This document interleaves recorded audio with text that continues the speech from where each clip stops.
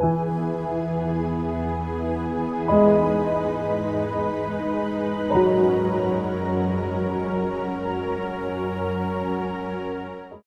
తలలోంచి కళ్ళు మూసుకున్నట్లయితే ప్రార్థించుకొని పాఠంలోనికి వెళ్దామండి.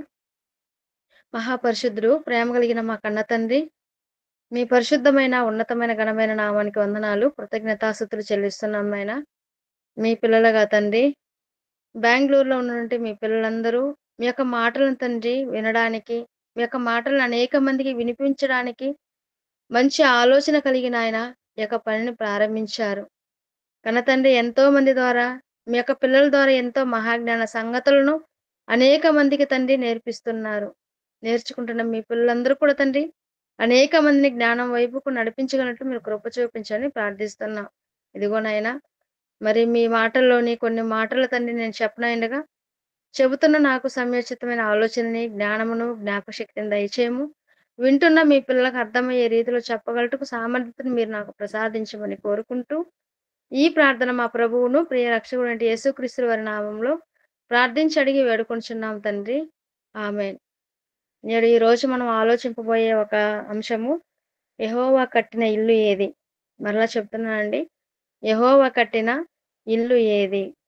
ఈరోజు సమాజంలో చాలామంది, ప్రపంచంలో కోట్ల మంది జనాభాగా ఉన్నప్పటికిని, ఇందులో ఒక ధనికుల, ఒక పేదవార, నిరుపేదల ఎవరైనా సరే, ప్రతి ఒక్కరు కూడా తమ స్తోమతకు తగినట్లుగా ఇంటిని నిర్మించుకుంటారు. ఒక పేదవాడు తన స్థాయికి తగినట్లుగా ఒక చిన్న పూరిపాకైనా నిర్మించుకోవాలి అని అనుకుంటాడు. అలాగే ఒక ధనవంతుడు తన స్థాయికి తగినట్టుగా కొన్ని లక్షల రూపాయలు ఖర్చు చేసైనా సరే ఇల్లును కట్టుకోవాలి అనుకుంటాడు. ఇలా పేదవారైనా సరే, ధనికులైనా సరే, ఎవరైనా ఏ మత, కుల, వర్గాలకు చెందిన వారైనా సొంత ఇంటిని నిర్మించుకోవాలి అని కలలుకంటుంటారు.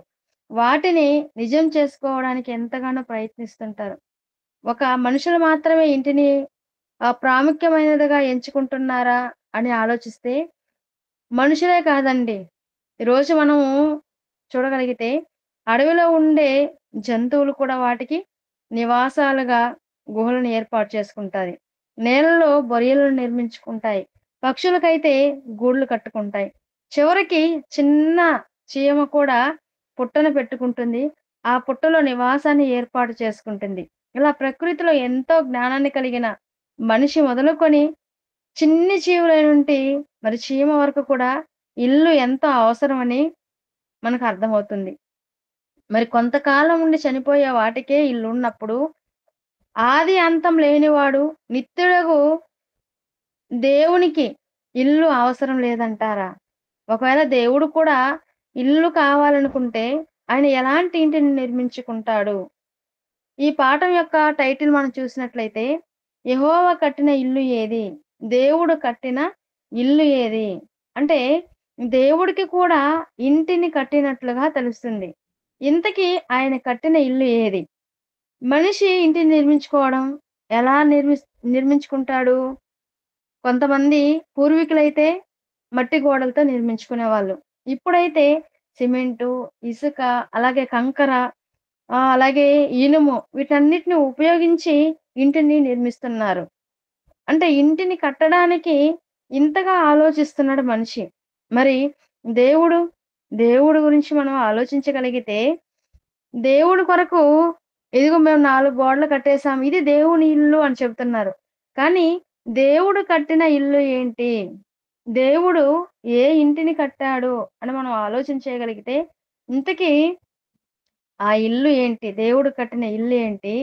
ఆయనకి ఆ ఇల్లు ఎందుకు అవసరం వచ్చింది? ఎవరి కోసం నిర్మించారు?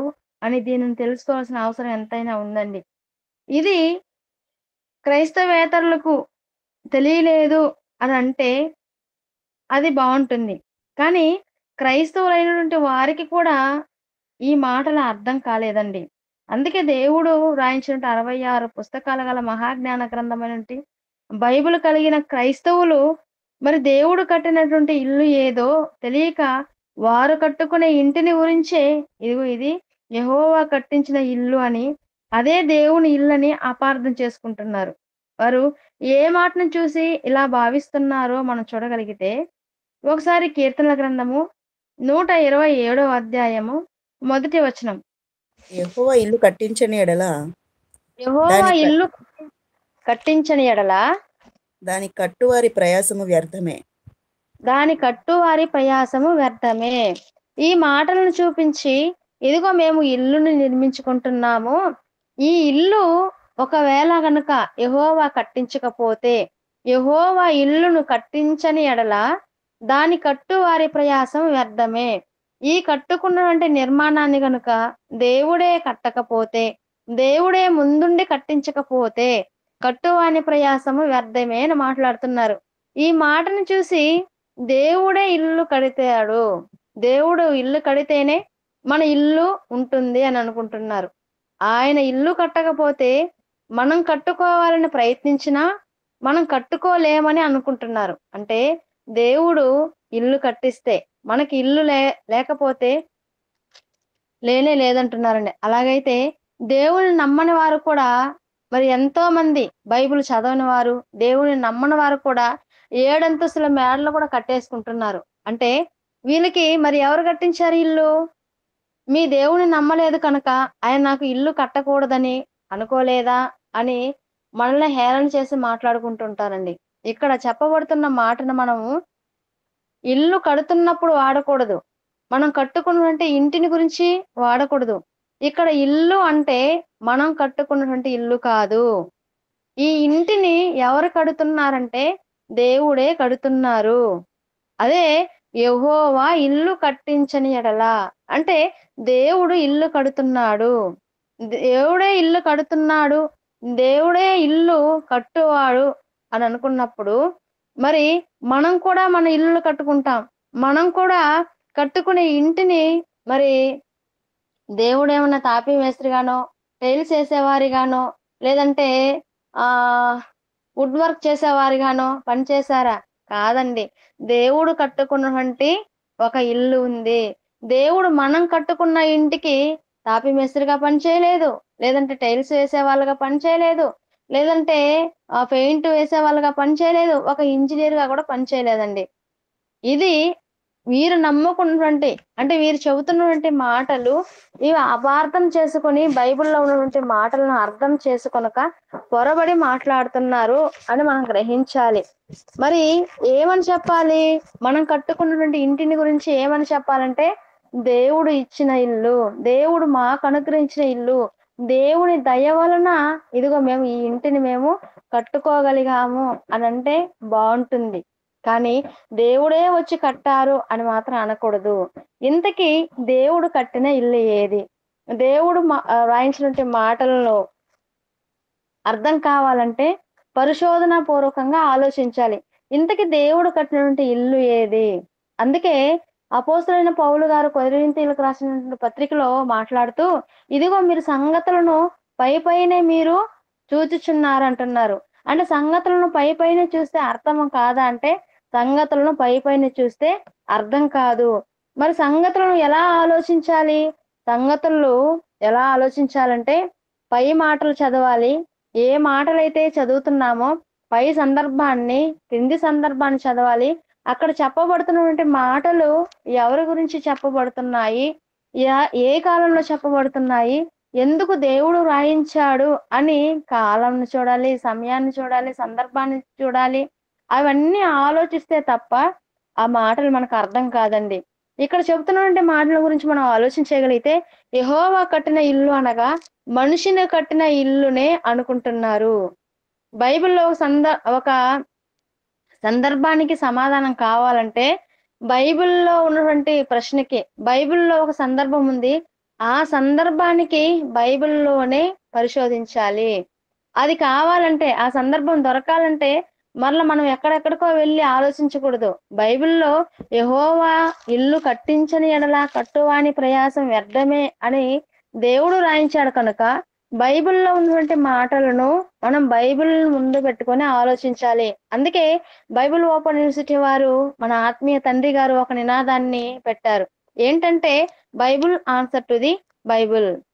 అంటే బైబిల్‌లో ఒక ప్రశ్న వచ్చిందా? బైబిల్ నుంచే సమాధానం చెప్పాలి. ఇక్కడ దేవుడు కట్టినటువంటి ఇల్లు, యెహోవా కట్టిన ఇల్లు ఏది? ఆయన ఇల్లు ఏదో ఆయన్నే మనం అడగగలిగితే కీర్తనల గ్రంథం ఇందాక మనం చదివిన మాటల్లోనే క్రింది మాటల్లోనికి రాగలిగితే కీర్తనల గ్రంథము యె- 127 అధ్యాయము 2-3 వచనాల్లో మనం చూడగలిగితే 2-3 యెహోవా మాటలు. పట్టణమును కాపాడని ఎడల దాని కావలి కాయువారు మేలుకొని ఉండుట వ్యర్థమే. మీరు వేకువనే లేచి చాలా రాత్రి అయిన తర్వాత పండుకొనుచు కష్టార్జితమైన ఆహారము తిని తినుచు నుండుట వ్యర్థమే. తన ప్రియులు నిద్రించుచుండగా ఆయన వారికి ఇచ్చుచున్నాడు. కుమారులు యెహోవా అనుగ్రహించు స్వాస్థ్యము, గర్భఫలము ఆయన ఇచ్చు బహుమానమే. ఇక్కడ చెబుతున్నటువంటి మాటల గురించి మనం ఆలోచన చేయగలిగితే, యెహోవా ఇల్లు కట్టించిన యెడల దాని కట్టువారి ప్రయాసం వ్యర్థమన్నారు. ఏ ఇంటిని గురించి చెబుతున్నారు? ఒకసారి రెండో వచనంలో కింది మాటలు మనం చూడగలిగితే, తన ప్రియులు నిద్రించుచుండగా ఆయన వారికి ఇచ్చుచున్నాడు అని చెబుతూ, క్రింది మాటల్లో కుమారులు యెహోవా అనుగ్రహించు స్వాస్థ్యము, గర్భఫలము ఆయన ఇచ్చు బహుమానమే. ఇక్కడ చెబుతున్నటువంటి మాటలు దేవుడు కడుతున్నటువంటి ఇల్లు, యెహోవా ఇల్లు కట్టిస్తానని ఇక్కడ మాటను చూసి అక్కడికే ఉండిపోకూడదు. అక్కడికే ఆగిపోకూడదు. క్రైస్తవ సమాజం ఎలా మారిపోయిందంటే, ఇదిగో దేవుడు యెహోవా ఇల్లు కట్టిస్తాడు. కట్టించకపోతే ఒకవేళ మనం కట్టామా, మన కట్టువాని ప్రయాసం కూడా వ్యర్థమే అని ఇలా ఆలోచిస్తున్నారు.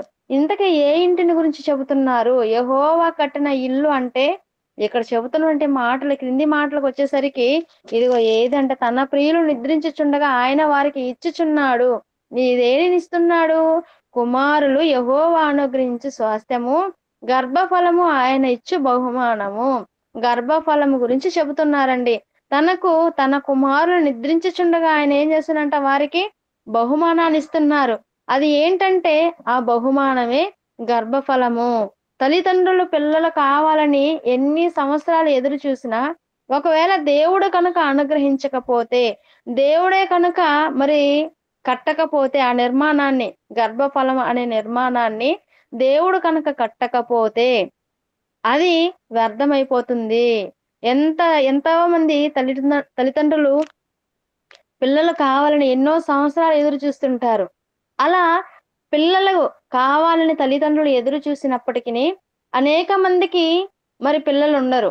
ఎదురు చూసినా ఎవరివ్వాలి ఆ పిల్లల్ని అని మనం ఆలోచన చేయగలిగితే దేవుడే ఇవ్వాలి. దేవుడు కనుక ఇవ్వకపోతే, ఆయనే ఇవ్వకపోతే మనుషుల ప్రయాస కూడా ఎన్ని ప్రయత్నాలు చేసినా అది వ్యర్థమే. అంటే తమకు ఎటువంటి పిల్లలు కావాలి? వారి రూపురేఖలు ఎలా ఉండాలి? వాళ్ళు నల్లగా ఉండాలా? తెల్లగా ఉండాలా? ఇదిగో మనం అనుకున్న రీతిలో మనం మన పిల్లల్ని కనాలి అని అనుకున్నా, అది కూడా ఎవరి ఇష్ట ప్రకారంగా వాళ్ళు పుట్టరు. తల్లి ఇదిగో నా బిడ్డ ఈ రూపంతోనే ఉండాలని అనుకున్నా పుట్టదు. తండ్రి ఇదిగో నా కుమారుడు ఈ రూపంతోనే పుట్టాలి అని అనుకున్నా గూడా పుట్టరు. మరి ఎవరు అనుకోవాలి అని మనం ఆలోచన చేయగలిగితే, దేవుడు అనుకున్న విధంగానే పుడతారే తప్ప, మనుషుల కోరిక ప్రకారం అయితే ఎవరు కూడా పుట్టరు. ఇక యోహాను సువార్తలో మనం ఒక మాటను మనం చూడగలిగితే, యోహాను సువార్త మొదటి అధ్యాయము 13వ వచనాన్ని మనం చూడగలిగితే, వారు దేవుని వలన పుట్టినవారే కాని రక్తము వలననైనను శరీరేచ్ఛల వలననైనను మనుష్యేచ్ఛల వలననైనను పుట్టినవారు కారు. ఇక్కడ చెబుతున్నటువంటి మాటలను మనం జాగ్రత్తగా మనం ఆలోచన చేయగలిగితే, వారు దేవుని వలన పుట్టిన వారే. ఎవరు పుట్టినా దేవుని వలన పుట్టిన వారే కానీ, రక్తం వలనైనను, శరీరేచ్ఛల వలనైనను, మనిషేచ్ఛ వలనైనను పుట్టిన వారు కాదు. తమకు పుట్టబోయే పిల్లలు ఎలా ఉండాలి? తెల్లగా ఉండాలా? నల్లగా ఉండాలా? పొట్టిగా ఉండాలా? లేదంటే పొడవుగా ఉండాలా? అని ఎన్ని అనుకున్నా వారి ఆలోచనలు వ్యర్థమే అవుతుంది. ఎందుకంటే యెహోవా ఇల్లు కట్టించని ఎడల మనుషులు ఎన్ని ప్రయత్నాలు చేసినా అది నిష్ప్రయోజనమైనవే అవుతుంది. ఎందుకనగా వారు దేవుని వలన పుట్టారే కానీ రక్తం వలనైనను, శరీరేచ్ఛ వలనైనను పుట్టలేదు. యెహోవా కట్టిన ఇల్లు అని అనగానే సిమెంట్‌తో కట్టినటువంటి ఇల్లు కాదు అని అర్థం చేసుకోవాలి. ఒకసారి హెబ్రీయులకు రాసినటువంటి పత్రిక 3వ అధ్యాయము 6వ వచనంలో మనం చూడగలిగితే, అయితే క్రీస్తు కుమారుడై ఉండి ఆయన ఇంటి మీద నమ్మకముగా ఉన్నాడు. ధైర్యమును నిరీక్షణ వలని ఉత్సాహమును తుదముట్టుకు స్థిరముగా చేపట్టిన ఎడల మనమే ఆయన ఇల్లు. ఇక్కడ క్రీస్తు కుమారుడై ఉండి ఆయన అంటే యేసుక్రీస్తుల వారు ఎవరి ఇంటి మీద నమ్మకంగా ఉన్నారు? ఆయన అంటే యేసుక్రీస్తుల వారు దేవుని ఇంటి మీద నమ్మకంగా ఉన్నాడు. యేసుక్రీస్తుల వారు భూమి మీదకొచ్చారు. శరీరధారి అయ్యి వచ్చారు. వచ్చినంటి ఆయన దేవుని ఇంటి మీద నమ్మకంగా ఉన్నారంట. అలా ఉన్నారు. ధైర్యమును, నిరీక్షణ వలన ఉత్సాహమును తుదముట్ట స్థిరముగా చేపట్టిన ఎడల మనమే ఆయన ఇల్లు అంటున్నారండి. అంటే దేవుని ఇల్లు ఎవరని చెప్తున్నారు? మనమే. మనమందరం ఎవరంటే మనమే దేవుని ఇల్లు. మనం అంటే మన శరీరమే ఆయన ఇల్లు. మనం ఉన్నటువంటి ఈ ఆకారాన్ని ఎవరు కట్టారంటే ఈ ఆకారాన్ని దేవుడు కట్టాడు. ఈ నిర్మాణాన్ని భారీ నిర్మాణాన్ని దేవుడే చేశాడు. భూమి మీద ఉన్న మనుషులంతా కూడా ప్రతి ఒక్కరు కూడా దేవుని ఇల్లే. మరి ఎలా కట్టుచున్నాడని మనం ఒక మాటను మనం చూడగలిగితే ఆదికాండము 2వ అధ్యాయము 7వ వచనంలో ఉంటుంది. ఆదికాండం 2వ అధ్యాయం 7వ వచనంలో దేవుడైన యెహోవా నేలమంటితో నరుని నిర్మించి వాని నాసికారంధ్రములలో జీవవాయువును ఊదగా నరుడు జీవాత్మ ఆయను. ఇక్కడ దేవుడైన యెహోవా నేలమంటితో నరుని నిర్మించి, మనిషిని దేనితో నిర్మించాడు? దేవుడైన యెహోవా నేలమంటితో నరుని నిర్మించాడు. నేలమంటితో నరుని నిర్మించి అని వ్రాయబడిందంటే మనం ధరించుకున్నటువంటి ఈ శరీరము, ఈ దేహాన్ని దేవుడే కట్టాడు. దేనితో కట్టాడని మనం చూడగలిగితే నేలమంటితో కట్టాడు. కట్టింది ఎవరు? కట్టింది దేవుడు. కట్టబడినది మన శరీరాన్ని. అదే ఆయన ఇల్లు. అని దేవుడైన యెహోవా నేలమంటితో నరుని నిర్మించి వాని నాసికారంధ్రంలో జీవవాయువును ఊదగా నరుడు జీవాత్మ ఆయను. తనలో ఉన్నటువంటి జీవాన్ని కట్టిన నిర్మాణంలోనికి ఊదారు. అలా ఊదగా నరుడు జీవాత్మ ఆయను. అదే ఆయన ఇల్లు అని చెప్తున్నారండి. ఈ ఇంటిని మనుషులు ఎవరైనా కట్టగలరా అని మనం ఆలోచిస్తే దేవుడు కట్టినటువంటి ఇల్లు, యెహోవా ఇల్లు కట్టించిన ఎడల దాని కట్టువారి ప్రయాసం వ్యర్థమే అని కీర్తనల గ్రంథంలో మనం చదువుకున్నాం కదా. అంటే ఎవరు కూడా ఈ ఇంటిని కట్టలేరు. ఎవరు కూడా ఈ ఇంటిని నిర్మించలేరు. ప్రసంగి గ్రంథంలో ఒక మాట ఉంటుందండి. ప్రసంగి 11:5లో చూలాలి గర్భమందు ఎముకలు ఏ రీతిగా ఎదుగునో నీకు తెలియదు అంటున్నారు. అంటే చూలాలి గర్భమందు ఒక స్త్రీ బిడ్డని గర్భంలో ధరించినప్పుడు, గర్భిణిగా ఉన్నప్పుడు, గర్భంలో శిశువు ఉన్నప్పుడు, ఇదిగో ఆ చూలాలి గర్భంలో ఉన్నటువంటి ఆ శిశువుకి ఎముకలు ఎలాగ ఎదుగుతున్నాయో కూడా తెలియదు అని చెప్తున్నారండి. ఈ లోకంలో ఎంత పెద్ద డాక్టర్ అయినా సరే, శాస్త్ర ప్రపంచం ఎంత అభివృద్ధి చెందినా చూలాలి గర్భంలో ఎముకలు ఏ రీతిగా ఎదుగుతున్నాయో ఎవరు కూడా చెప్పలేరండి. ఈనాడు గర్భంలో ఉన్నటువంటి శిశువుకు ఇదిగో స్కానింగ్ తీసి ఆ శిశువు ఎలా ఉన్నాడు, ఆరోగ్యవంతుడుగా ఉన్నాడా, ఏ నెలలో ఏ ఏ అవయవాలు వస్తున్నాయి, అప్పటికే వచ్చేసిన అవయవాలు ఏంటి, ఇది ఏ అవయవం బలహీనంగా ఉంది, ఏ అవయవం బలంగా ఉంది, ఏ అవయవం ఉండవలసినటువంటి మోతాదు కన్నా ఎక్కువగా ఉంది అని చెప్పగలరే తప్ప ఆ అవయవాలు ఎలా రూపుదిద్దుకుంటున్నాయి, ఎలా రూపొందుతున్నాయి అన్నటువంటి విషయాలు మాత్రం ఏ వైద్యులు కూడా చెప్పలేరు. ఇవి ఎవరు చేస్తున్నారు అని మనం ఆలోచన చేయగలిగితే చూలాలి గర్భమందు ఎముకలు ఏ రీతిగా ఎదుగునో నీకు తెలియదు అంటున్నారండి. అంటే ఒక కళ్ళ, ఒక చెవుల, ముక్క, కాళ్ళ, చేతుల, వెన్నుముక, ఎముకలు, ఈ నరాలు, మాంసము ఇవన్నీ కూడా అంటే ఎలా వస్తున్నాయో ఎవరు చెప్పలేరు. కారణం దేవుడు ముందే చెప్పేశారండి. ఎముకలు ఏ రీతిగా ఎదుగుతున్నావో చెప్పలేరు. మీకు తెలియదంటున్నారు. ఏదైనా ప్రమాదం జరిగిందనుకోండి, అలా ప్రమాదం జరిగినప్పుడు శరీరంలో ఉన్నటువంటి అవయవాలు విరిగిపోతూ ఉంటాయి. అలా విరిగిపోయినప్పుడు ఇదిగో నేను మరో వ్యక్తి ఎముకలు తెచ్చి అతికించేస్తానంటే అది కుదరదు. అందుకని విరిగిన ఎముకలకు బదులుగా ఏం చేస్తారు? కొంచెం చిన్నగా చిట్లిందనుకోండి, అలాంటప్పుడు కట్టు కడతారు. లేదంటే కోడిగుడ్డుతో పట్టు అలా వేస్తారు. లేదంటే పసరాకుతో వైద్యం అందిస్తారు. కానీ ఆ ఎముకలే గనుక ఇరిగిపోతే, విరిగిన ఎముకలు అంటే పూర్తిగా మార్చవలసి వస్తే, డ్యామేజ్ వస్తే ఆ ప్లేస్‌లో ఎవరు కూడా ఎవరి ఎముకను వేయలేరు. దాని ప్లేస్‌లో ఏం పెడతారంటే స్టీల్ రాడ్స్ వేస్తారు. అలా వేసినా అది చెయ్యి ఇరిగిందనుకోండి, మామూలు చెయ్యి పనిచేసినట్లుగా అది పనిచేయదు. కాలు విరిగిందనుకోండి, దేవుడిచ్చినటువంటి అవయవాలు ఎలా ఉన్నాయో ఆ అవయవాలతో సాటి రాదండి. దేవుడు ఇచ్చినటువంటి అవయవాలు దేవుడిచ్చినవే. ఒకవేళ స్టీల్ రాడ్ వేసినా, లేదంటే లోపల ఎన్ని పెట్టినా గాని, అవన్నీ కూడా ఏమైపోతున్నంటే, దేవుడిచ్చినటువంటి ఆ అవయవాలతో పోటీ పడలేందండి. అది వేసినవే, మార్చినవే. అలా వేసినా, అది మామూలు చేతిగా కానీ, మామూలు కాళ్ళుగా కానీ పని చేయదు. అది కేవలం పేరుకు మాత్రమే ఉంటుంది. ఒక సపోర్ట్‌గా ఉంటుంది. కానీ దేవుడు కట్టినప్పుడు ఉన్న విధంగా ఆ అవయవం పని చెయ్యదు. అంటే మనిషి చూలాలి గర్భంలో ఎముకలు ఏ రీతిగా రూపొందించుచున్నావో చెప్పలేడు. అదే విధంగా విరిగిన ఎముకలను మరలా యథాస్థితికి తీసుకొని రాలేడు. ఎందుకంటే ఈ ఇల్లు ఎవరు కట్టారని మనం ఆలోచించాం. ఈ ఇల్లు దేవుడు కట్టాడు. ఈ ఇల్లు కట్టుచున్నది, తయారు చేస్తున్నది దేవుడే. ఉదాహరణకి మనకి ఒక విషయాన్ని మనం ఆలోచన చేయగలిగితే, ఈ శరీరానికి ఏదైనా రోగం వచ్చిందనుకోండి. ఈ శరీరానికి వచ్చినటువంటి రోగాలకి మందులు వేస్తే, లేదంటే ఆపరేషన్ చేసి నయం జేసుకోవచ్చు. అదే ఈ రోగాలు అంటే మనిషికొచ్చినటువంటి రోగాలు, నయం కాని రోగాలు, అలాంటివి అనారోగ్య పరిస్థితి వచ్చిందనుకోండి. ఒక గుండె పోయింది. ఆ గుండె ప్లేస్‌లో మరో గుండెని పెట్టగలరా అంటే పెట్టలేరు. ఒక కన్నే పోయింది. ఆ కన్ను ప్లేస్‌లో మరో కన్ను పెట్టగలరంటే పెట్టలేరు. ఒక కిడ్నీ పోయింది. దీన్ని ఎవరన్నా తయారు చేయగలరంటే తయారు చేయలేరు. ఎలాగా? అంటే దేవుడు నిర్మించినవి.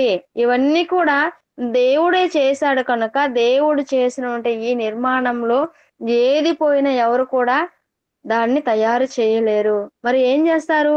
ఒకవేళ గుండె మార్చవలసొచ్చింది. అప్పుడు వేరే వ్యక్తి యొక్క గుండె తీసుకొచ్చి పెట్టాలి. ఒకవేళ కన్ను పోయింది.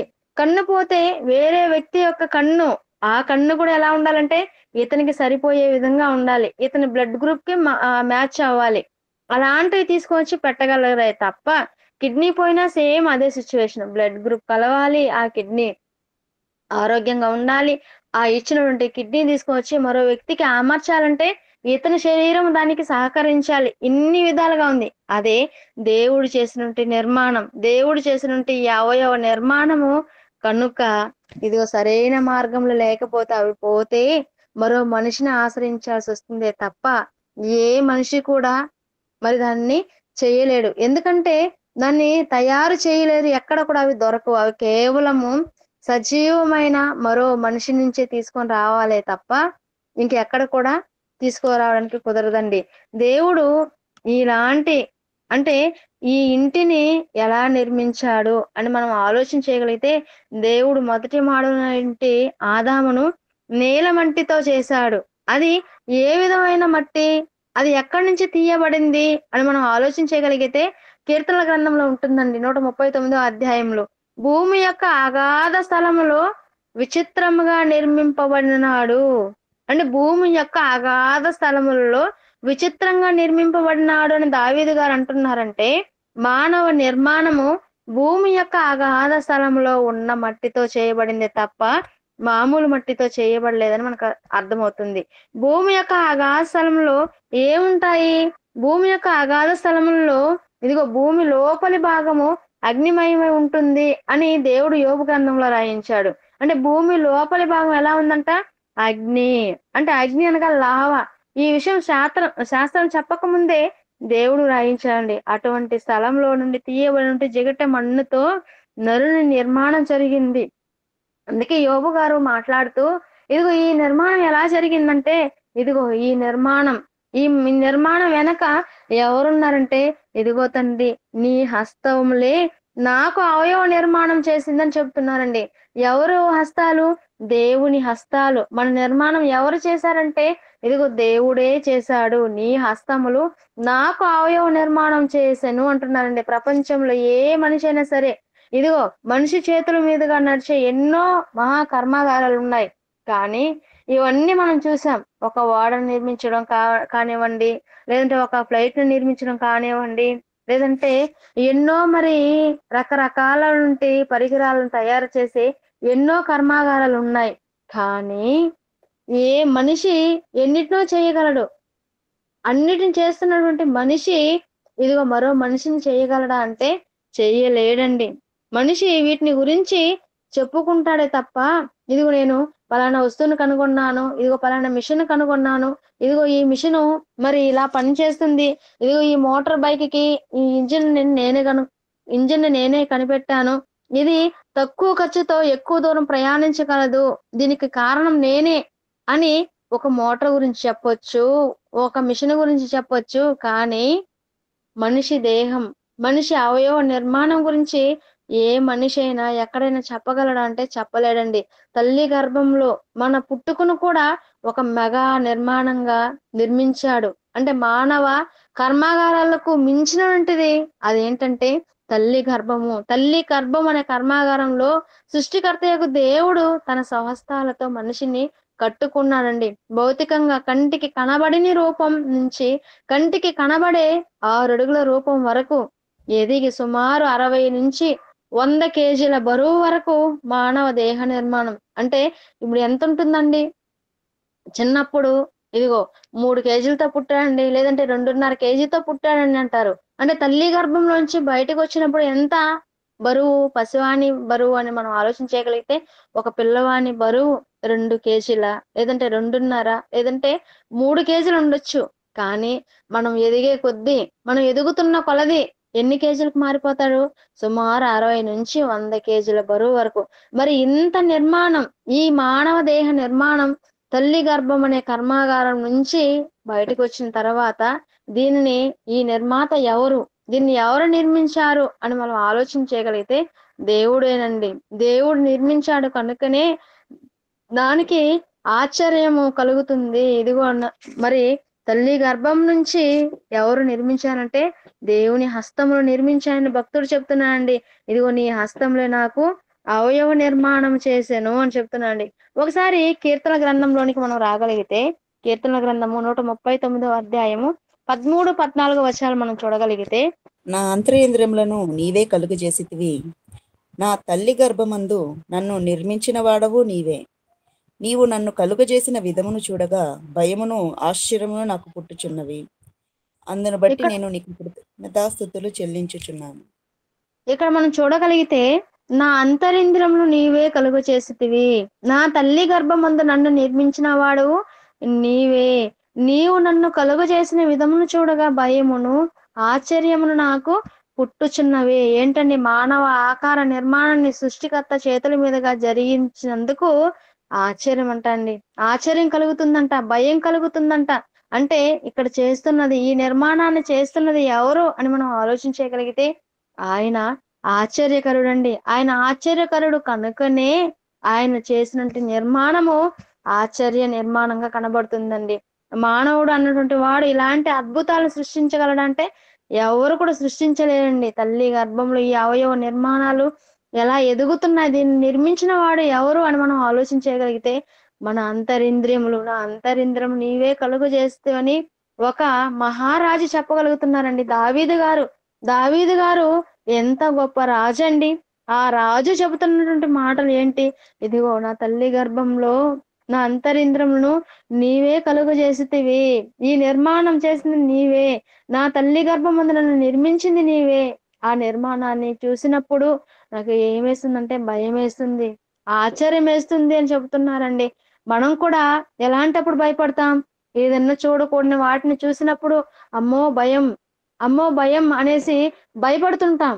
కానీ ఇక్కడ మానవ దేహ నిర్మాణాన్ని చూసి, దేవుడు నిర్మించినటువంటి ఆ నిర్మాణాన్ని చూసి ఇక్కడ దావీదు గారు భయపడుతున్నారంట.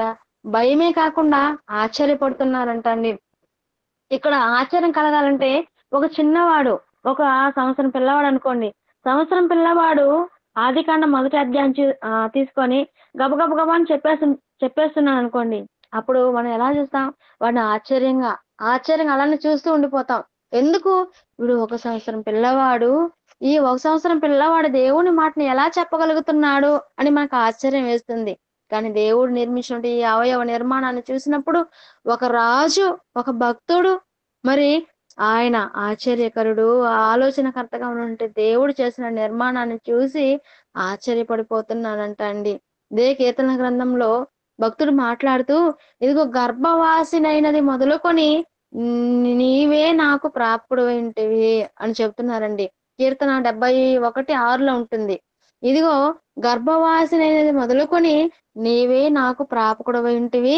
తల్లి గర్భం నుండి నన్ను ఉద్భవింపజేసిన వాడువు నీవే అని ఇదే దావీదు గారు అంటున్నారండి. అంటే తండ్రిలో నుంచి వచ్చినటువంటి శుక్రకణము తల్లి అండంలోనికి ప్రవేశించినది మొదలుకొని గర్భంలో శుక్రకణం ఫలదీకరణం చెందడం, ఏ నెలలో ఏ అవయవాలు రావాలి అని ఇలా 9 నెలల తల్లి గర్భంలో పడినది మొదలుకొని భూమి మీద ఉద్భవించినంత వరకు ఈ ఇంటిని దేవుడే నిర్మిస్తున్నాడు. అందుకే యోబు గారు మాట్లాడుతూ యోబు గ్రంథము 10వ అధ్యాయము 10వ వచనము 11వ వచనం మనం చూడగలిగితే, ఒకడు పాలు పోసినట్లు నీవు నన్ను పోసితివి కదా, జున్నుగడ్డ ఒకడు పేరబెట్టినట్లు నీవు నన్ను పేరబెట్టితివి కదా, చర్మముతోనూ మాంసముతోనూ నీవు నన్ను కప్పితివి, ఎముకలతోనూ నరములతోనూ నన్ను సంధించితివి, జీవమును అనుగ్రహించి నా ఎడల కృప చూపితివి, నీ సంరక్షణ చేత నా ఆత్మను కాపాడితివి. ఇక్కడ మనం చూడగలిగితే ఒకడు పాలు పోసినట్లు నీవు నన్ను పోసితివి కదా, జున్ను గడ్డ ఒకడు పేరబెట్టినట్లు నీవు నన్ను పేరబెట్టితివి కదా, చర్మంతోనూ మాంసంతోనూ నీవు నన్ను కప్పితివి, ఎముకలతోనూ నరములతోనూ నన్ను సంధించితివి. యెహోవా ఈ నిర్మాణాన్ని లేదంటే ఈ ఇంటిని ఏ విధంగా రూపొందించారు అని మనం ఆలోచన చేయగలిగితే ఎముకలతోనూ నరములతోనూ మాంసంతోనూ చర్మంతోనూ దీనిని కట్టారండి. ఈ నిర్మాణాన్ని కట్టారు. ఆయన ఉన్నవాడు గొప్పవాడు కనుకనే ఎవరు కట్టలేనంటే అద్భుతమైన ఇంటిని కట్టాడండి. సుమారు 206 ఎముకలు ఉంటాయి. పోనీ ఈ ఎముకలన్నీ కూడా ఒకే ఆకారంలో ఉంటాయంటే ఉండవండి. ఒక్కొక్క ఎముక ఒక్కొక్క ఆకారంలో ఉంటుంది. ఒక కణం కొన్ని కోట్ల కణాలుగా ఫలదీకరణం చెంది కొన్ని కోట్ల కణాలు చర్మం గాను, కొన్ని కణాలు మరి కళ్ళు గాను, కొన్ని కణాలు చేతులు గాను తయారవుతాయి. అంటే మానవ దేహము కొన్ని కోట్ల కణముల సమ్మేళనమే.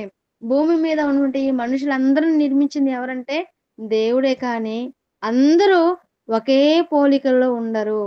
ఎవరు నిర్మించారు? దేవుడే.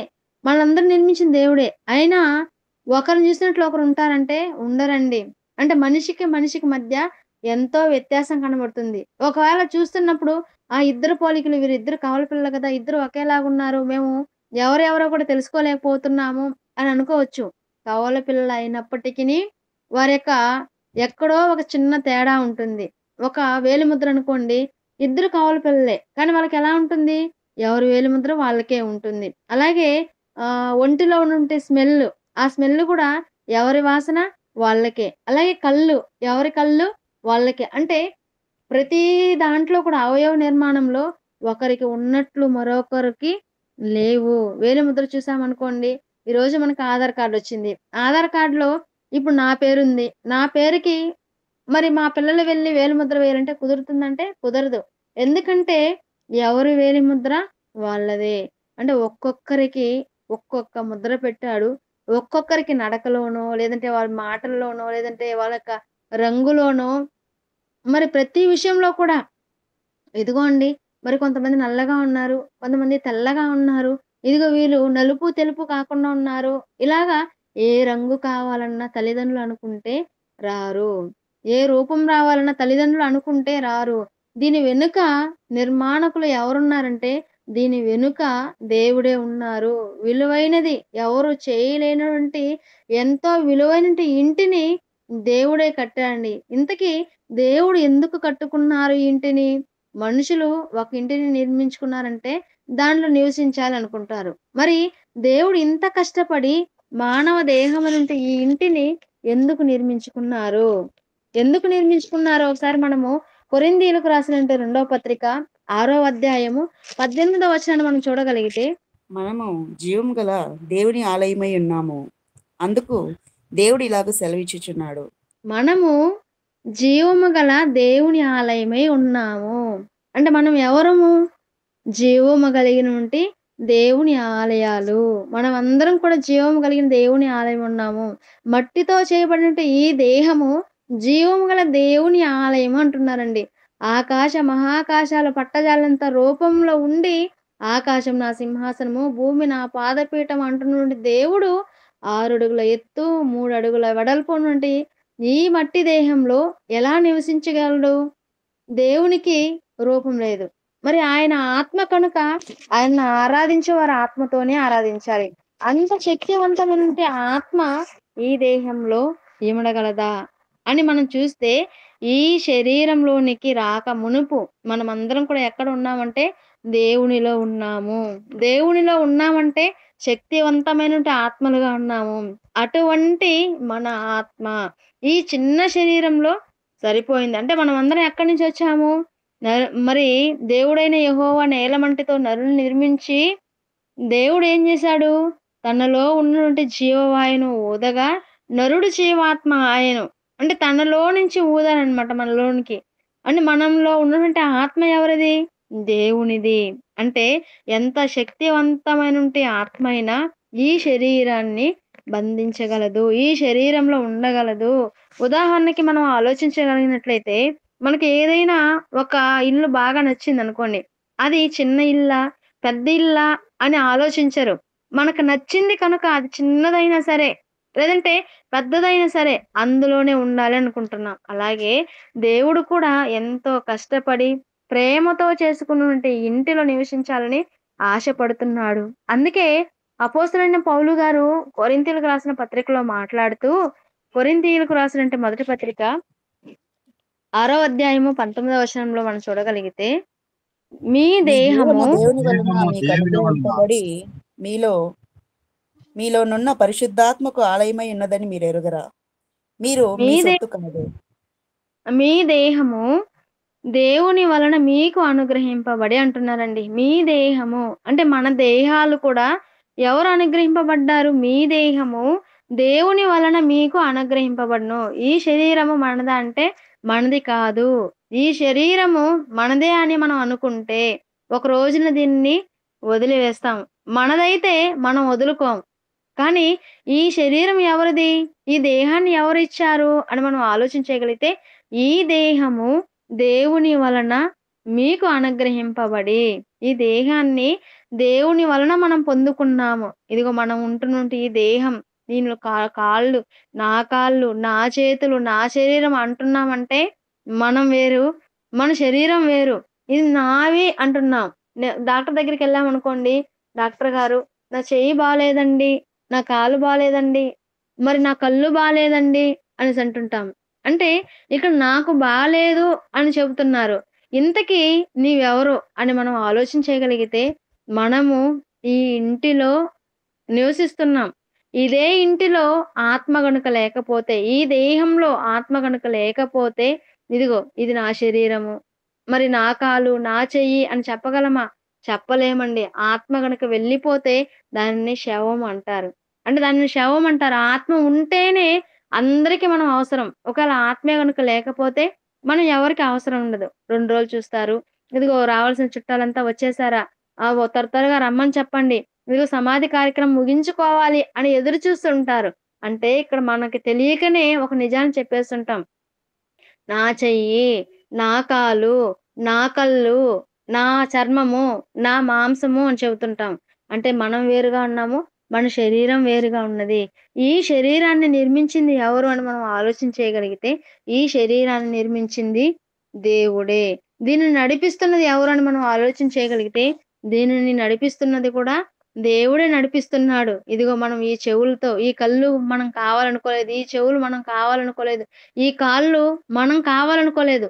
మన కొరకు మరి దేవుడు చేశాడా అని మనం ఆలోచన చేయగలిగితే, ఇదిగో ఈ చెయ్యి కానివ్వండి, కాలు కానివ్వండి, అవయవాలు ప్రతీదీ కూడా తన అవసరం ఉంది. అంటే దేవునికి అవసరం ఉంది కనుకనే దీన్ని చేశాడు. ఆదాముని చేసేటప్పుడు అతనికి ఏమి కావాలని ఆదాముని అడగలేదండి.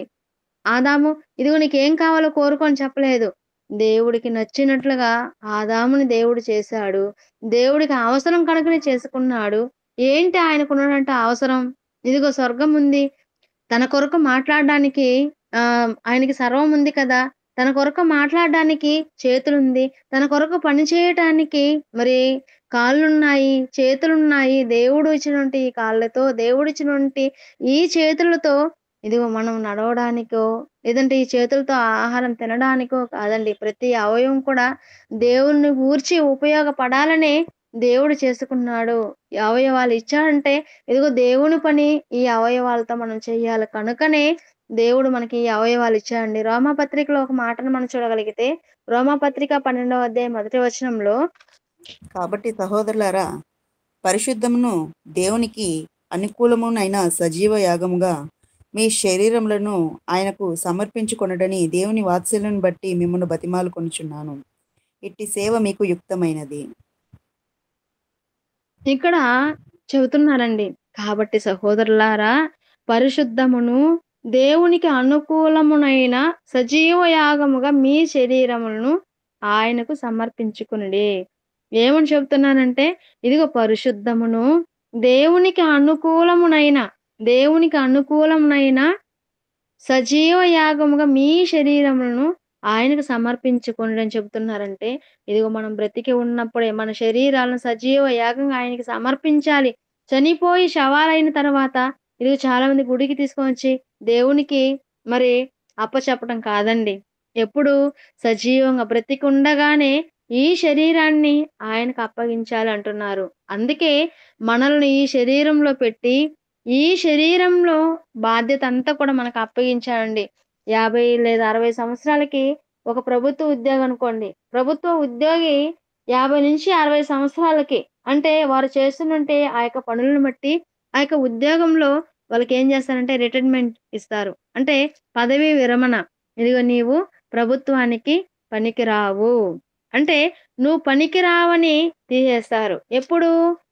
నీవు చేయవలసిన పనంతా అయిపోయి, ఆ ప్రభుత్వం వారు నిన్ను వాడుకొని, ఇదిగో ఇంక ఇతనికి శరీరంలో ఓపిక లేదు, శక్తి లేదు, ఈయన పని చేయలేడు. కనుక ఇప్పుడు మనం ఏం చేయాలి? కొత్త వారిని తీసుకోవాలి. కనుక వీళ్ళకి రిటైర్మెంట్ ఇస్తేనే కొత్త వాళ్ళు ఈ ఉద్యోగానికి రాగలరు అని రిటైర్మెంట్ ఇచ్చేస్తుంటారు. అప్పుడు చాలామంది ఎప్పుడైతే ప్రభుత్వం వారు ఇదిగో ఇతను ఉద్యోగానికి పనికిరాడు అని చెప్తారో, అప్పుడు ఏ పనికి రానంటి మనిషి ఇదిగో నేను ఎలాగైనా సరే ఈ దేహాన్ని దేవునికి అప్పగించుకోవడానికి వచ్చేసాను. ప్రభువా ఈ రోజు నుంచి ఈ దేహం నీదే అంటారు. మరి దేవుడిచ్చినటువంటి ఈ ఆకారాన్ని మనకు నచ్చినట్లుగా వాడి పనికి రాకుండా శిథిలమైపోతే మరి ఆ శిథిలావస్థ స్థితిలో దేవునికి అవసరమా అండి? ఒక విషయాన్ని మనం ఆలోచన చేయగలిగితే, మనం ఒక ఇంటిని కట్టుకున్నాం. ఇంటిని కట్టుకున్న తర్వాత, అరే! ఇది నా పిల్లలకి అని అనుకున్నాం. నా పిల్లలకి ఇల్లు అన్న తర్వాత, ఆ ఇంటి ఓపెనింగ్ అప్పటి నుంచి, ఆ ఇల్లు ఎన్ని సంవత్సరాలుంటాయో, సుమారు ఒక ఇంటికి లైఫ్ టైమ్ 25 సంవత్సరాలు అనుకుందాం. 25 సంవత్సరాల తర్వాత, ఇదిగో ఇప్పుడు ఈ ఇల్లంతా కూడా శిథిలావస్థకొచ్చేసింది. శిథిలావస్థకొచ్చిన తర్వాత, ఇదిగో నాన్న నీ కొరకు నీవు నా కొడుకురా. నేను నిన్ను కన్నాను. ఇదిగో నీ కొరకు ఈ ఇల్లును కట్టించాను నాన్న. ఇది నీకు. నీవు ఈ ఇంట్లో నివసించు అని అన్నప్పుడు, ఆ కొడుకు ఎలా ఆలోచిస్తాడండి? ఏంటి? ఇంత గొప్పగా ఇల్లు కట్టావు. ఇల్లు కట్టినప్పటి నుంచి ఆ ఇల్లు నాకివ్వలేదు. ఇప్పుడేమో ఒక్కొక్కటి ఊడి పడిపోతుంటే, అంటే ఆ ఇల్లు శిథిలావస్థకు చేరిపోతుంటే ఇప్పుడిస్తావా? అని కోపంతో ఉంటారండి. బాధతో ఉంటారు. ఒక పక్క వేదనతో ఉంటారు.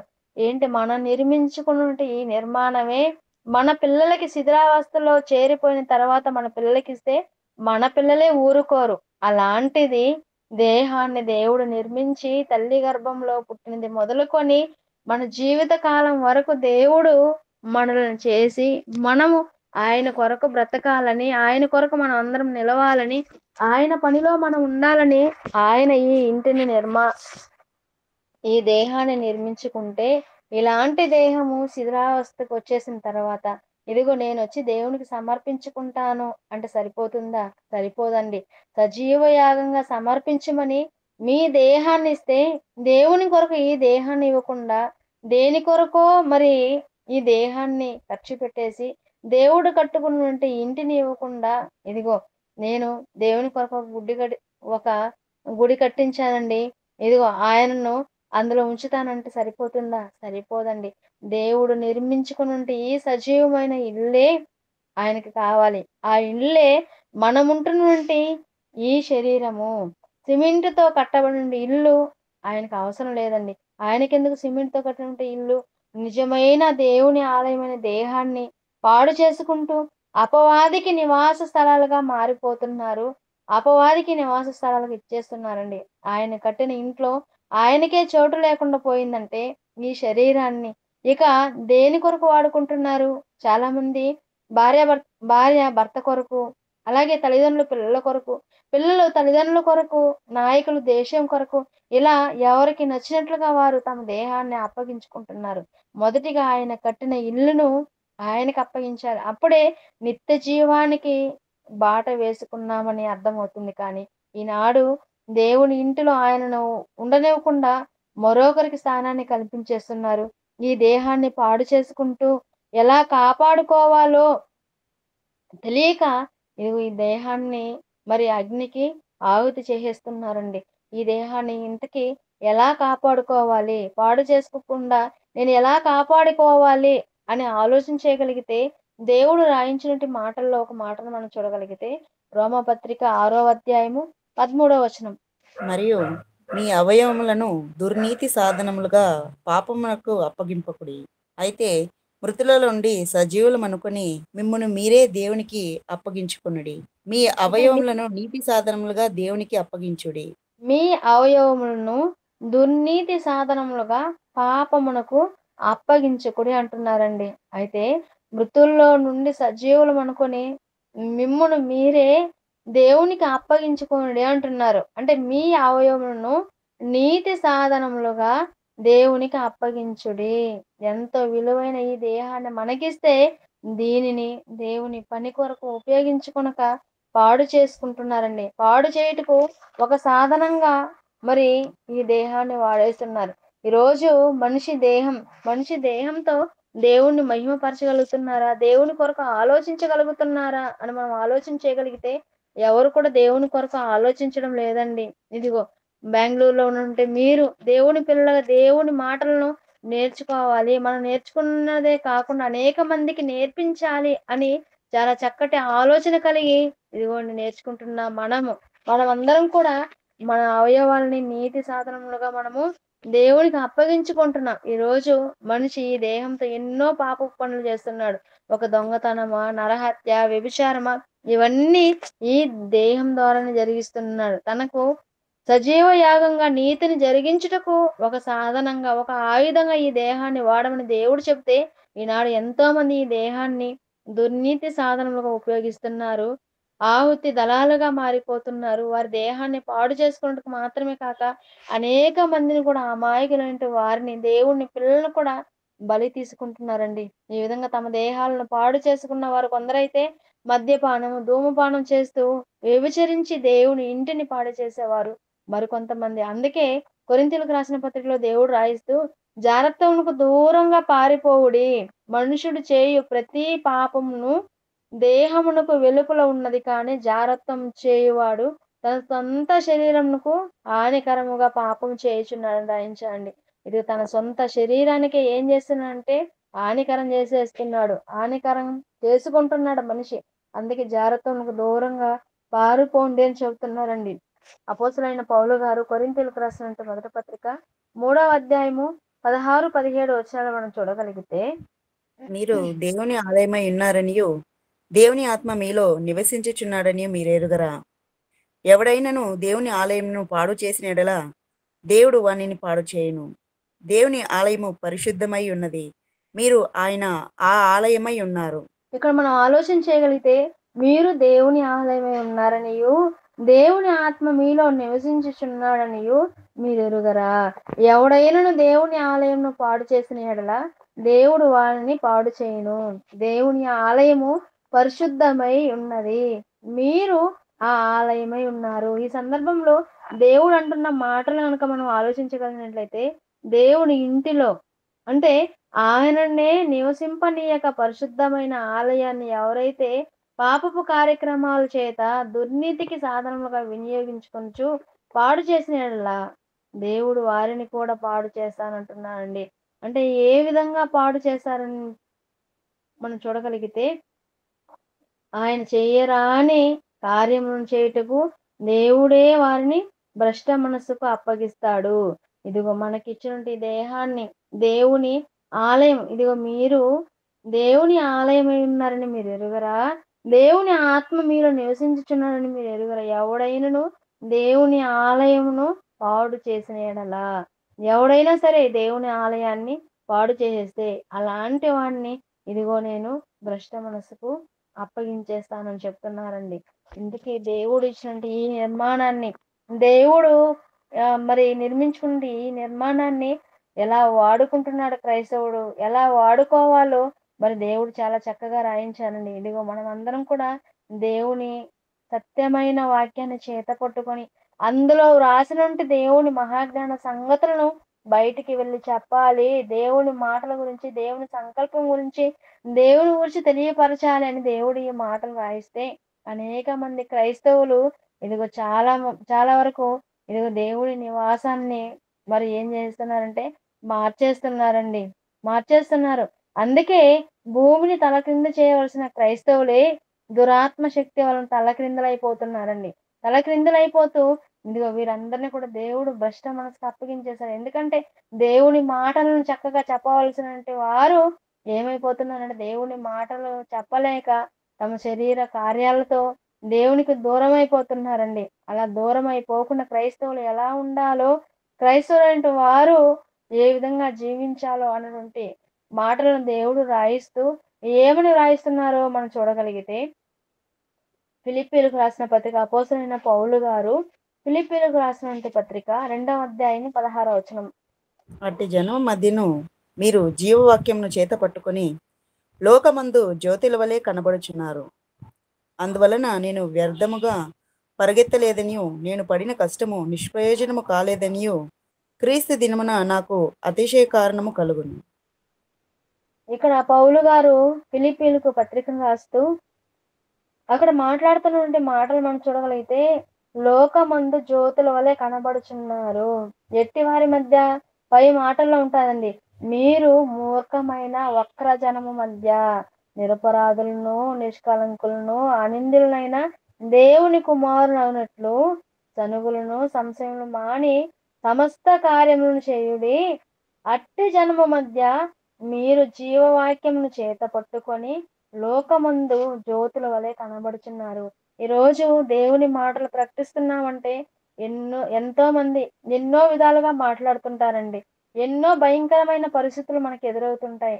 అయినప్పటికీ మనము ఇదిగో మరి మూర్ఖమైన వక్రజనము మధ్య మనం ఏం చేయాలంట? దేవుని మాట అట్టి జనము మధ్య మీరు జీవవాక్యమును చేత పట్టుకొని లోకమందు జ్యోతుల వలె మీరు కనబడుచున్నారు.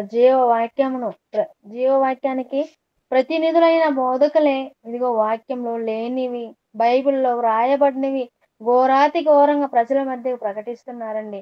ఇదిగో మీరు జీవవాక్యాన్ని చేత పట్టుకొని మీరు లోకమందు జ్యోతుల వలె మీరు కనబడుచున్నారు అని దేవుని మాటను ఏం చేస్తున్నారంటే ఇదిగో మరి దేవుని మాటలను వక్రమైన పద్ధతిలోని తీసుకొని వెళ్ళిపోతున్నారండి. వాక్యమైన దేవుణ్ణి ఎదిరించి దేవుడు ఉండవలసిన చోటు నుండి ఆయననే గెంటి వేసి దయ్యమే కూర్చునే వేషధారులైన క్రైస్తవులుగా మరి నేడు పరిపాలిస్తున్నారండి. దీన్ని ఎరిగిన దేవునికి ధర్మ విరోధి సంబంధమైన మర్మము ఇప్పటికే క్రియ అగుచున్నదని చెబుతూ, ఏ విధంగానైనా సరే ఎవడును మిమ్మును మోసపరచనీయకుడే అని మనల్ని హెచ్చరిస్తున్నాడండి. ఇదిగో ఈ దేహాన్ని దేవునికి అప్పగిస్తే ఎలాంటి ఫలితాలు ఉంటుంది? ఎంతో మంది ఎన్నో విధాలుగా శ్రమలు పెట్టినప్పటికీ, ఎంతో మంది క్రైస్తవులైనటువంటి వారిని హింసిస్తున్నప్పటికీ, ఇదిగో మీరు ఎక్కడ కూడా దేవుని మాటలను మరి వక్రమైన జనం మధ్య మీరు నివసిస్తున్నప్పుడు, మీరు నిలబడుతున్నప్పుడు దేవుని మాటలను చక్కగా మీరు ప్రకటించే వారిగా ఉండాలి. ఎంతో మంది వేషధారులైన క్రైస్తవులుగా ఉన్నటువంటి వారు ఎలా ఉన్నా పర్వాలేదు. కానీ అలాంటి వారిని కూడా మంచి మార్గంలోనికి నడిపించే వారిగా మీరందరూ ఉండాలి. మీరు లోకంలో జ్యోతుల వలె ఉండాలి అని దేవుడు రాయించాడండి. చివరిగా మనము ఒక మాటను చూసుకొని ముగించుకుందామండి. కొరింథీయులకు రాసినటువంటి 2వ పత్రిక 5వ అధ్యాయం 1వ వచనం మనం చూడగలిగితే, భూమి మీద మన గుడారమైన ఈ నివాస స్థానము శిథిలమైపోయినను చేతి పని కాక దేవుని చేత కట్టబడినదియు నిత్యమైనదియు నైన నివాసము పరలోకమందు మనకున్నదని ఎరుగుదుము. ఇక్కడ మనం ఆలోచించగలిగితే భూమి మీద మన గుడారమైన ఈ నివాసము, భూమి మీద మన గుడారము, మన గుడారమైన ఈ నివాసం అంటే దేహాన్ని గురించి చెప్తున్నారండి. ఈ శరీరాన్ని గురించి చెప్తున్నారు. ఈ శరీరము ఇది ఈ నివాసము శిథిలమైపోయినను చేతి పని కాక దేవుని చేత కట్టబడినదియు నిత్యమైనదునైన నివాసము పరలోకమందు ఉన్నదని మనం ఎరుగుదుము. మనకియ్యబడి 60 లేదా 70 సంవత్సరాల జీవిత కాలంలో ఈ దేహము ఎలా ఉండాలంటే దేవుని పనిలో శిథిలమైపోయినను, ఈ దేహము దేవుని పనిలో అరిగిపోయినను, ఈ దేహము దేవుని పనిలో చిక్కిపోయినను మనం బాధపడనవసరం అవసరం లేదు. ఎందుకంటే ఇది శాశ్వతమైనది కాదు. నిత్యమైనది దేవుని చేత కట్టబడినది. అదే అక్షయమైన శరీరం. మన కొరకు కట్టబడినది. దానిని మనము పొందుకోవాలంటే ఇదిగో ఈ దేహాన్ని దేవుని పనిలో ఉపయోగించితే ఇదిగో మనము ఆ అక్షయమైన శరీరాన్ని మనం పొందగలం. అది ఎంతటి దీన శరీరం అయినా సరే ప్రభువు తన మహిమా శరీరంగా దాన్ని మారుస్తాడు. యేసు ప్రభువు వారు ఈ భూమి మీద తన గుడారమైన దేహాన్ని తండ్రి కొరకు శిథిలం చేసుకున్నారు కనుక నిత్యం ఉండే అక్షయ శరీరాన్ని ఆయన పొందుకున్నారు. ఆయన వచ్చి అక్షయ శరీరం వంటిదే ఆయనకొచ్చినుంటి అక్షయ శరీరం వంటిదే మనము పొందుకోవాలి. మనం పొందుకోవాలంటే యేసుక్రీస్తుల వారు ఎలాగైతే జీవించారో, తండ్రి ఇంటి పైన చివరి వరకు నమ్మకంగా ఎలాగైతే పనిచేశారో, మనం కూడా మహిమా శరీరాన్ని పొందుకోవాలంటే ఇదిగో దేవుని పనిలో, దేవుని ఇంటిలో మనం దేవుని ఇంటిపై నమ్మకంగా ఉంటూ దేవుని పని చేసి దేవునిచ్చే ఆ లోకాన్ని మనం అందరం పొందుకోవాలి. ఈ లోకంలో జీవించాలంటే ఒక రకమైన సూటే కావాలి. మరి చంద్రుడి పైన ఉండాలంటే మరో రకమైన సూట్ కావాలి. అలాగే పరలోకంలో జీవించాలంటే వారికి తగినట్టుగా అక్షయమైన సూట్‌ని ధరించుకోవాలి. ఇది కావాలంటే సజీవమైన ఈ దేహాన్ని సజీవ యాగంగా దేవుని కొరకు సమర్పించుకోవాలి అని తెలియచేసుకుంటూ యెహోవా కట్టిన ఇల్లు ఏదంటే ఇదిగో యెహోవా కట్టిన ఇల్లు ఈ దేహం. ఈ దేహంలో ఆయనకు మాత్రమే చోటిచ్చి మనలోనికి ప్రవేశించుటకు అపవాదికి అవకాశం ఇవ్వక వాక్యం మన హృదయంలో ఉంచుకొని చివరి వరకు ఈ దేహాన్ని అక్షయ శరీరంగా మార్చుకోగలం. చివరి వరకు మనం అందరం కూడా దేవుని పనిలో నమ్మకంగా ఉంటూ ఇదిగో మనం దేవుడు కట్టినటువంటి ఈ ఇంటిని దేవునికి అప్పగించే వారిగా మనం అందరం ఉండాలని కోరుకుంటూ ఇంతటి చక్కటి అవకాశాన్ని నాకు కల్పించిన కన్న తండ్రి అయిన దేవునికిని అలాగే మరి హౌస్ ఆఫ్ జీసస్ క్రైస్ట్ బెంగుళూరులో మరి దేవుని సేవను జరిగిస్తున్నటువంటి వారికి ఇంతవరకు ఓపికతో ఉన్నటువంటి మీ అందరికీ క్రీస్తు వారి నామంలో నా వందనాలు తెలియజేసుకుంటూ ఈ నా మాటలు ముగిస్తున్నాను. ప్రార్థించుకుందామండి. మహాపరిశుద్ధుడు ప్రేమ కలిగిన మా కన్న తండ్రి, మీ పరిశుద్ధమైన ఉన్నతమైన నామానికి వందనాలు కృతజ్ఞతాస్తుతులు చెల్లిస్తున్నాం నాయన. మీ పిల్లలుగా తండ్రి మరి నాయన బెంగళూరు వారు నిర్వహిస్తున్నటువంటి హౌస్ ఆఫ్ జీసస్ క్రైస్ట్ ను బట్టి ప్రార్థిస్తున్నాను నాయన. మీ పిల్లలకి తండ్రి ప్రతి మంగళవారం, ప్రతి శుక్రవారం, శనివారాల్లో తండ్రి మీ మహత్వ కలిగినటువంటి మాటలను, మీ యొక్క మహాజ్ఞాన సంగతులను తండ్రి వినిపింప చేయాలని తండ్రి చక్కటి ఆలోచన కలిగి ఉండగా నాయన. మీ పిల్లలుగా ఎంతమంది అయితే మీ మాటలు విన్నారు నాయన, ప్రతి ఒక్క కుటుంబాన్ని బట్టి ప్రార్థిస్తున్నాం కన్న తండ్రి. మరి మీరు కట్టినటువంటి ఇల్లును మరి మేము ఏ విధంగా తండ్రి ఏ రీతిగానైనా మేము జాగ్రత్త పరుచుకోవాలో, ఈ ఇంటిని తండ్రి మేము ఎలాగ మరి వాడుకోవాలో నాయన, మీరు మీ మాటల్లోని తండ్రి కొన్ని మాటలు తండ్రి మీరు రాయించినటువంటి మాటల్లోని కొన్ని మాటలు మీ పిల్లలకి తండ్రి వినిపింప చేస్తున్నాం కన్న తండ్రి. మరి నాయన మీ పిల్లలు విన్న మాటల ప్రకారంగా తండ్రి ప్రతి ఒక్కరు నాయన మీరిచ్చినటువంటి ఈ దేహాన్ని మీ కొరకు తండ్రి సజీవ యాగంగా సమర్పించుకొని మీరున్న లోకానికి తండ్రి మేమందరం చేరుకొనగలగలాగని మీరు సహాయతం దయచేయమని ప్రార్థిస్తున్నాం. ఆయన మీ పిల్లలుగా ఎంతమంది తండ్రి ఈ గూగుల్ మీట్ లో తండ్రి మీ యొక్క మాటలు విన్నారు, నేర్చుకుంటున్నారో తండ్రి ప్రతి ఒక్క కుటుంబాన్ని బట్టి ప్రార్థిస్తున్నాం. వారిని, వారి యొక్క కుటుంబాన్ని, వారు జరిగిస్తున్న సేవను దినదినం అభివృద్ధి పరచమని ప్రార్థిస్తున్నాం ఆయన. ఇంకా ఎంతమంది అయితే ఈ దినాన తండ్రి మీ మాటలు వినడానికి రాలేకపోయారు, దయతో వారిని క్షమించండి. మరో తరగతిలోనైనా మీ పిల్లలు తండ్రి మీ మాటలు వినడానికి తండ్రి మీరు కృప చూపించమని ప్రార్థిస్తున్నాం. మీరు నడిపిస్తున్నటువంటి మీ పిల్లలు, నాయకులు, పెద్దలైన వారిని బట్టి ప్రార్థిస్తున్నానైనా. ప్రతి ఒక్కరిని పేరు పేరును దీవించి ఆశ్రయించి కాపాడమని ప్రార్థిస్తాం. ఈ యొక్క గూగుల్ మీట్ తండ్రి ఉన్నతంగా దినదినము అభివృద్ధి చెందుతూ అనేక మందిని తండ్రి మరైన వాక్యం వైపుకు నడిపించే జ్యోతుల వలె ప్రతి ఒక్కరూ మారగలటుకు తండ్రి మీరు కృపను అనుగ్రహిస్తారని కోరుకుంటూ, ఇంతటి చక్కటి అవకాశాన్ని మీరు మాకు కల్పించేందుకు మీకు వందనాలు. మా ఆత్మీయ తండ్రి జేషాల గారు వృద్ధాప్యంలో ఉంటుండగా, నాయనా మీకు కుమారునికి కావాల్సిన ఆరోగ్యాన్ని, ఆయుష్‌ని మీరు దయచేయమని వేడుకుంటూ, ఈ ప్రార్థన మా ప్రభువును, ప్రియ రక్షకుడైన యేసుక్రీస్తుల వారి నామంలో ప్రార్థించి అడిగి వేడుకుంటున్నాం తండ్రి. ఆమేన్. అందరికీ నా వందనాలు.